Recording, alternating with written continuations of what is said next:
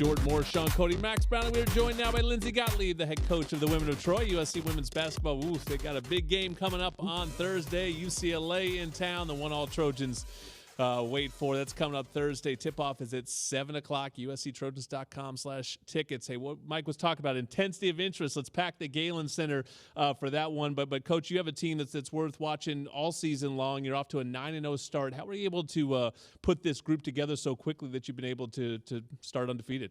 Well, first of all, it's amazing to follow Mike, and his energy is infectious. It's hard. It's pretty unbelievable, and just obviously Caleb winning the Heisman. I don't know if Mike gets enough credit for being the architect of this whole thing and this exciting time at USC. So yeah, we're really excited for Thursday night. The team's been, I think, in a really good space for a while. How have we put it together? I mean, this is a new skill set. I think that coaches are tested in. That we have 8 new players, 7 transfers. In some ways, it's like being a GM, but then you have to call on those skill sets to figure out team chemistry and getting players who have come from other systems to buy into what we're doing. And I give a ton of credit to our coaching staff, who's obviously taken on even an extra burden with, me having the baby and be out for a while, but also the players really buying into being part of something new. And I think our chemistry is continuing to build. The 9-0 start is nice, but we're nowhere near where we want to be. Thursday night will be a huge test. I do think it'll be electric. We're getting a lot of people hitting us up for tickets and, people coming through, which will be great. So that'll be a big test for us. But we want our growth trajectory to continue throughout the course of the season and be playing our best basketball in March. Coach, you mentioned the baby. Obviously, I mean, that's another thing thrown into the season, right? You just slightly mentioned, I just had a baby, by the way. How do you set that up as your coaching staff and get everybody on the right page and make sure it's a seamless transition for you to kind of take a little break and then be back on the scene? Well, let's be real. I don't know if there's anything seamless about it. It's happening. We're making it work. But I joke sometimes when I'm driving in that there should be like a 30 for 30 camera on me because the ridiculous things that go on in my day, the juxtaposition of feeding a baby and trying to figure out a game plan and all that. But all the credit goes to our coaching staff. I mean, our associate head coach, Beth Burns, knew when she took the job that there would be a just kind of a component of it that would be atypical, and she signed on for that, which I really appreciate. And NECA and Dale, I mean, everyone's taking on more, and our players as well. I mean, it to me, like, could be a whole nother segment, but mothers and female coaches, it's not work-life balance, it's work-life integration. You have to find a way to figure it out. And obviously the greatest thing I can be is a mom to our 2 kids. But at the same time, I have a bunch of players who signed on to play here and to play for me, and I owe them everything that I have as well. So when I'm at practice and I'm at a game, I'm fully present, and I don't want to be anywhere else. And then it ends, and I sprint home as fast as I can to, be around the baby. And at some point, I'll be able to bring her, as well as my son, and integrate more. But you just make it work during this time, and I'm so grateful, for the administration, our coaching staff, and our players allowing me to be me, which is to try to do both. If you ever have a player come into your office complaining about the balance in academics and athletics, you have the comeback of all comebacks. And when I was prepping, I was looking through your roster. You mentioned all the transfers you have.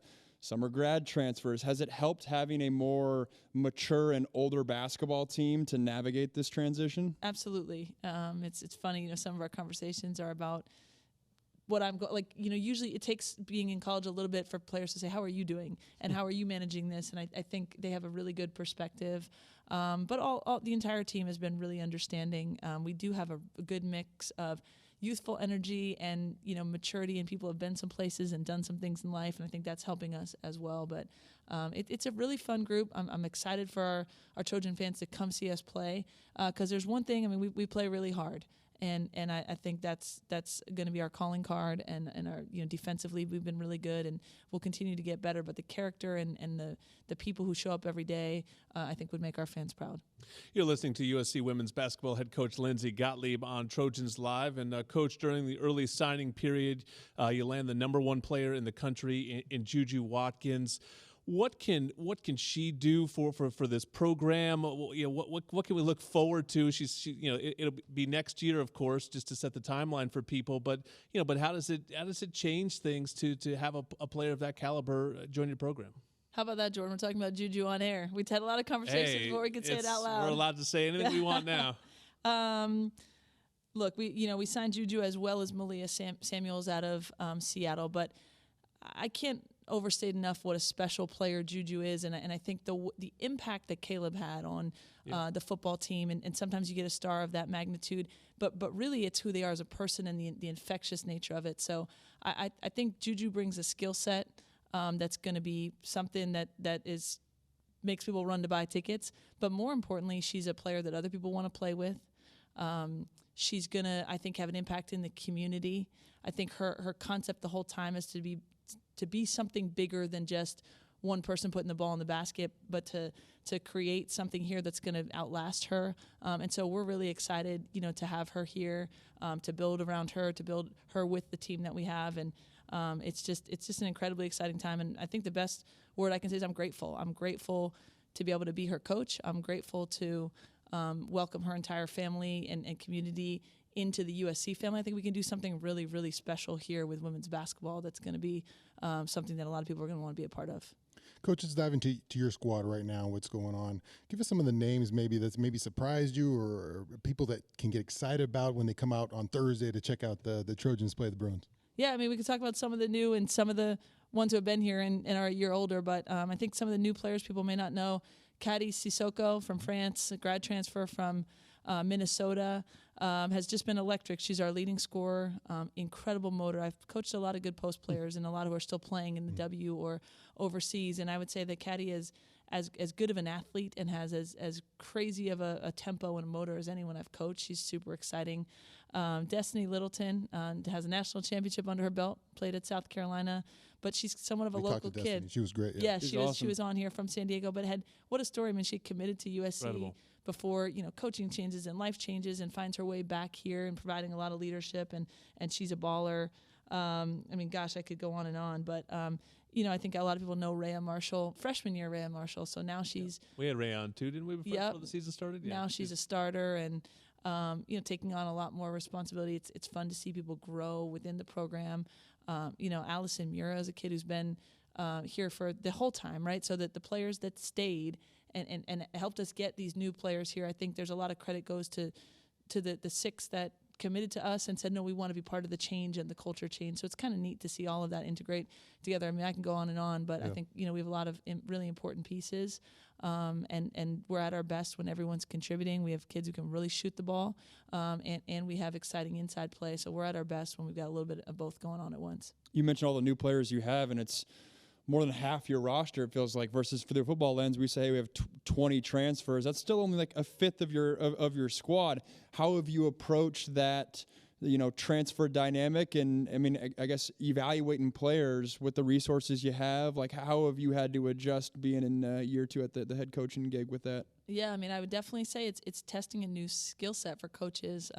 Maybe my time in the NBA gave me a little bit of an advantage there, like, watching draft picks and now going to the transfer portal. But I think we were really intentional in the spring. We knew we had 6 players coming back, and we invested a lot of time into that group. Who do we want to be? What culture do we want? And spending that time and really doing the work with that group was perfect timing because that's when transfers were coming through to visit. And it was really palpable that we wanted great players to help us get where we want to go, but also the right people. And I think sort of the work that we did with the existing players help us get the right players, and integrating them has been something where it's new for everybody. Defensive terminology is new, and what we're running, no one's been here the whole time. But as long as we stay committed to continuing to get better, I think that's going to pay dividends as the season goes along, because we have a higher room for growth in terms of the chemistry and cohesion, and we've really continued to improve over the first month or so, and I hope that doesn't stop. Sean, what's better than 9-0? 10-0, Jordan. Nice round number. Yeah. And if it comes at the expense of the Bruins, that would be even better. It's coming up on Thursday, USC, UCLA, women's basketball at the Galen Center. We'll be there. 7 p.m. tip. I will be there for sure. Trojans versus Bruins doesn't get any better. Coach Lindsay Gottlieb will be on the bench. Good luck. Beat those Bruins, and we'll talk to you about it after.